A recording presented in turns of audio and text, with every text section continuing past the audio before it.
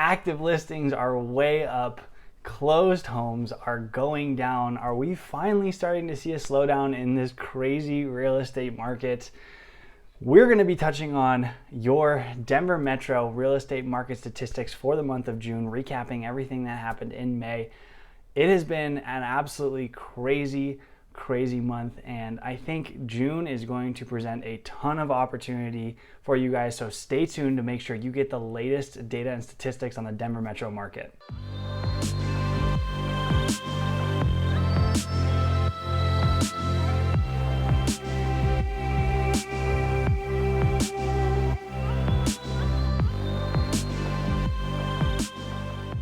My name is Chad Johnerson, and I am your Denver Modern agent, and welcome back to another video, or welcome if this is your first time stumbling across my channel.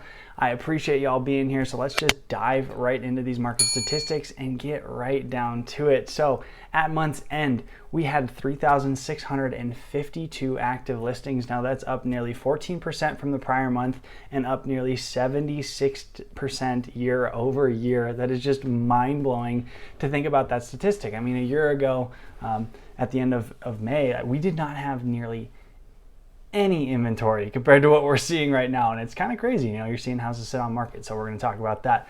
But closed homes, we had 5,445 closed homes in the month of May, and that is up 3.75% month over month and is down 4.5% year over year. Now, the average close price for both attached and detached combined was $714,495. Now, that is down 1% month over month, but it is still up nearly 15% year over year. And your median close price was $615,000, which is only down about 1/4% month over month, and it's still up 14% year over year. So median and averages are still just kind of holding right around what we've been seeing here from the early parts of this year. Not a ton of change going on there. Now, your days in the MLS was only 9 days. Now that is up 12.5% month over month, which means great. Things are sitting on market a little bit longer.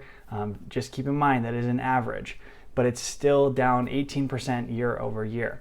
Now I want to touch on that. So sure, properties are still not lasting very long on the MLS, but that is only if you're pricing things correctly. I'm noticing that there are properties that are sitting sometimes 30, 45.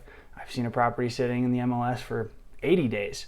It really depends on how well you're pricing it and how much data you're taking in with your comparables that are, being sold around you. You can't just price your home at the top of the market like you used to be able to do 3-4 months ago and be able to sell that thing, over list price in a matter of days. That's just not how things are moving anymore.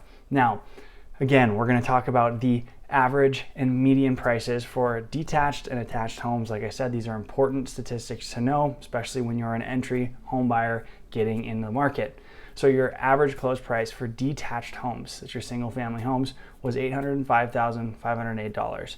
Now that's down 1.92% month over month, and it's up still 15% year over year. Now your median close price for these detached homes was $670,106. That's down 1.5% month over month and up still about 13% year over year. So if you're coming in first time home buyer, you're going to want to stay underneath that median price. That's going to give you that best bang for your buck, especially if you're planning on holding long term and you're concerned about a downturn in the market. Come in under that number and you'll be all set. Now for attached homes, your townhomes, your condos, those sorts of homes, your average price was $494,419. Now that is up 0.65%, just ever so slightly month over month, and still up 10% year over year. And your median close price was down 2.25% month over month and up 13% year over year, and that was coming at $430,000 for your median home price. Stay underneath that if you plan on just being conservative. That is your magic number. For attached, it's $430,000, and for detached, it's $670,000. Those are the numbers that you want to pay attention to. All right, let's touch on a little bit of local news. So Denver is actually ranked as 37th out of the 100 largest metros in April, and the home valuations are actually outpacing the projections by about 38.5%. So right now we're seeing that our homes are significantly overvalued compared to what projections were originally predicted to be. Now it's a great thing, especially if you've been owning a home for these past couple of years, but that's also a bad thing if you're trying to come in and purchase a home. So like I said, pay attention to those median numbers. You will thank me later, especially when you decide to sell 5-10 years down the road. A recent study showed that Colorado has the third lowest effective property tax rate, coming in at just around 0.505%, which is absolutely mind-blowing. And that's why we see a ton of people moving here, in my opinion. I think people see how attractive the property tax rate is in the state of Colorado, and they're coming from places like California and Illinois and New York, and they're like, wow, this property tax is next to nothing. And it really is when you look at it in the grand scheme of things. Now, some national news, buyers are honestly taking more time moving forward with finding the right home. A lot of buyers are stating that they would rather wait and purchase the right home in the right neighborhood for themselves or their families, and they're not really necessarily reporting getting beat out by, being outbid, more or less. A lot of the times they're waiting to find the desirable neighborhood that they want to purchase a home in. So it's shifting right now from a seller's market ever so slowly to a buyer's market. I mean, seller's market's still going to be in play. That is until we have more than 6 months of inventory on the market. Then it will shift to a buyer's market. But we are starting to see that sellers are panicking within that first weekend of their home being on market.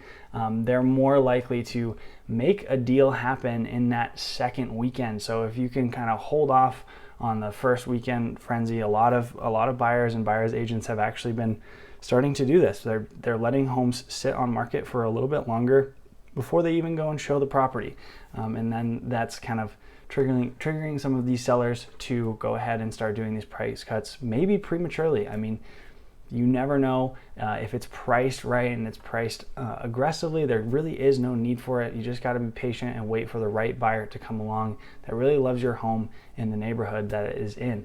That's the market that we're starting to see. It's starting to go back more to a normal housing market. And last thing I want to touch on is that people are staying in their homes longer, as opposed to the time frame from 1985 to 2007. People were staying in their home on average from 5 to 7 years.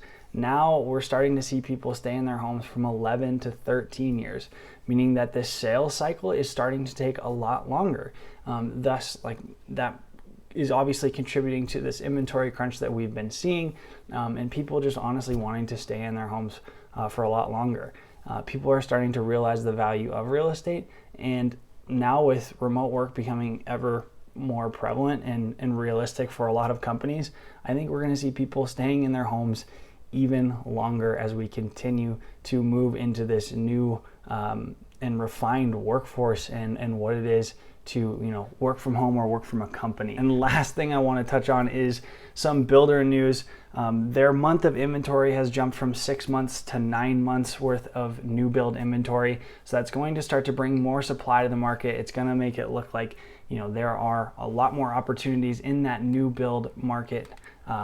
But 6 of those months are homes that haven't even began construction. So it's a little bit unrealistic to look at those 3 months of inventory that are within that 9 months are actually homes that are currently under construction and or completed that are in that sales cycle. So keep that in mind when you're buying new. It is still going to take time. You don't have a new home on a prime lot to just go pick out right away. You're still going to have to likely pay for that lot premium up front and wait for your home to be built, especially if you're trying to be in a specific neighborhood or school district, etc. But I hope you guys got some value out of today's video. If you did, be sure to leave me a like, drop me a comment if you are still seeing some struggles in this real estate market. Doesn't matter where you're at. I'd love to hear from you guys and see what you got going on in your local markets, or if you're still running into some issues, let me know what they are down below in the comments. And be sure to subscribe. I'm going to be much better about releasing content. I know I've been a little bit off my grind these last couple of weeks, but things have just been a little hectic, and I'm just asking for your grace and your forgiveness. But I do appreciate every single one of you all for watching this video, and for supporting my channel, and just, you know, being there for all of the videos that I have put out in the past. I hope you all have a blessed rest of your day, and we'll catch y'all in the next video.